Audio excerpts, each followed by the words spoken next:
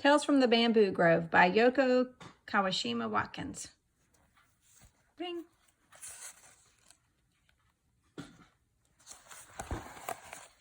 Why is saltwater salty? Long ago, two brothers lived in the Teo village. Their parents had died in a terrible storm while fishing. Now, when the weather was good, the brothers went to sail to catch fish for the village market. The older brother wanted to keep their earnings all to himself, and he secretly wished that his younger brother would get out of the house.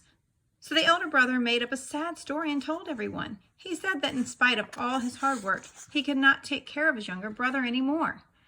Then he threw his younger brother out of the house. Now the house and the earnings are all mine. I will be rich. I will be rich, the older brother grinned.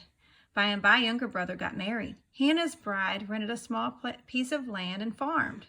They lived in the corner of the animal shed. They were very poor, but happy in love. However, when winter came, there was no work. The fields were frozen, and they could not go to sea to catch fish because the wind was high and the waves were angry. New Year's Eve came, but there was not a grain of rice left in their house. So younger brother went to his older brother and bowed his head and begged, "Please loan us 5 cups of rice for the New Year's celebration." "What?" shouted the elder brother. "You don't have to have rice to celebrate New Year's Eve? You don't have it? You should not have gotten married. Now you have 2 mouths to feed, stupid.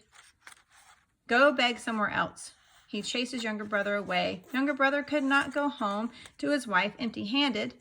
With his head hung low, he wandered toward the mountain. Bling!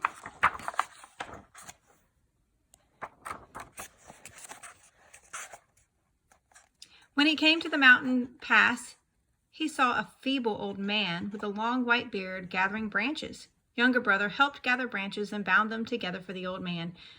"Thank you, young man," said the old man. He asked, "Where are you going?" "Tonight's New Year's Eve, but I have no rice to offer our God or to celebrate with my wife. I thought I might find something in the mountain." "How sad," said the old man. "Because you helped me, I will give you this." He handed the young brother a large wheat cake. The old man continued, "Take this cake and go to the shrine over there. There is a cave behind the shrine. Walk alongside the cave until you meet the little people.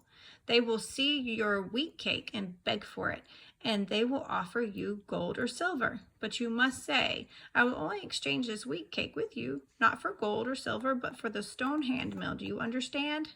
The younger brother nodded and thanked the old man before going to the cave. Sure enough, after a time, he saw many little people gathered about. They were making such a commotion. Some of them were trying to gather beautiful wild lilies for their dwelling, but they could not even pull the lilies out of the ground. They were stumbling over the flowers. It was a funny sight. Younger brother burst out with laughter and said, "Well, let me help you gather flowers for your house." "Wow, you're a giant! How powerful!" exclaimed the little people, and they saw the younger brother. Then they saw the wheat cake. "You are carrying something unusual. Give it to us," said the little people. "I don't think I will," answered the young brother. "This is an important wheat cake. I will only give it to you if you give me the stone hand mill." "That would be trouble. The stone hand mill is a treasure. You cannot find another in the world. You shall be paid gold." They offered a piece of gold. "Sorry," said the brother. "I don't need gold. I can only exchange my wheat cake for your stone hand mill." So the little people gave in. They brought out the stone hand mill and exchanged it for the wheat cake. When young brother came back to the mountain pass, the old man was waiting for him. He instructed younger brother, "Now you have a mill, turn the handle to the right and keep on turning.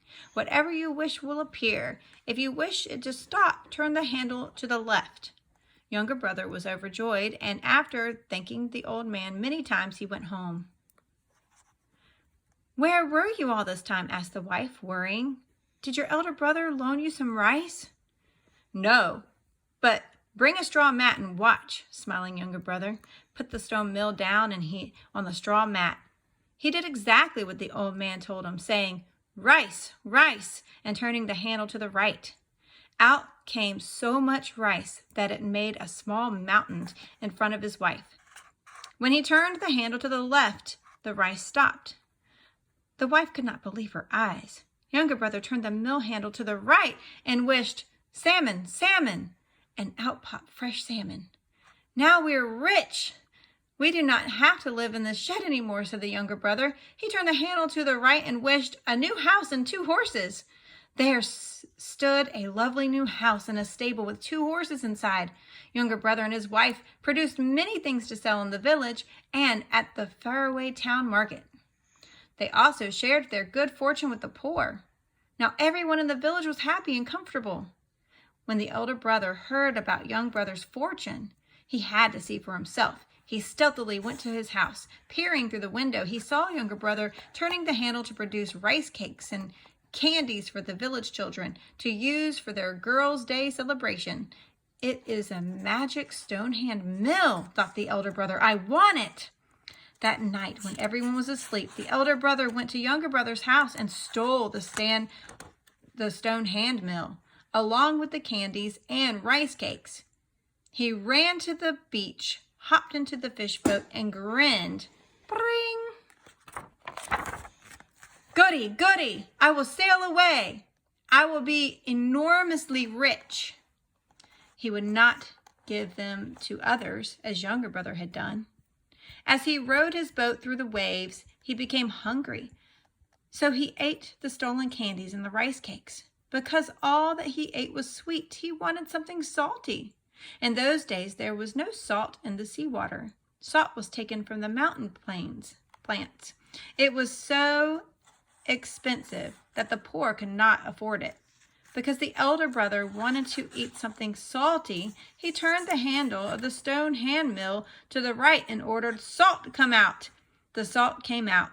It soon filled the boat. The elder brother shouted, "Stop, stop!" But the salt kept on coming, and the boat began to sink. "What am I to do? What am I to do?" he cried. He knew nothing of how to stop the mill. The boat sank along with the elder brother. Because no one ever went deep down into the sea to turn the stone hand mill's handle to the left, even to this day it keeps turning and pouring salt into the ocean. That's why seawater is salty. The end.